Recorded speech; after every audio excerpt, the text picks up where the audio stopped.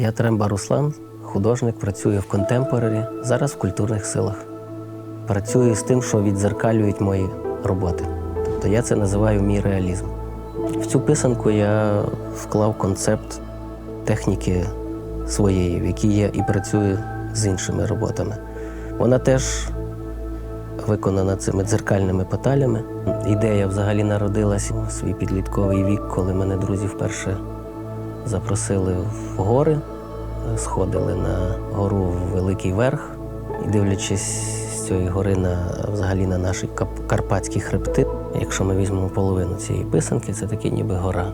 Це шматок карпатського хребта, то гора Великий Верх. Ті, хто будуть володіти цією писанкою, отримують доступ до цих воріт, з якого відкриваються взагалі ці простори Карпат.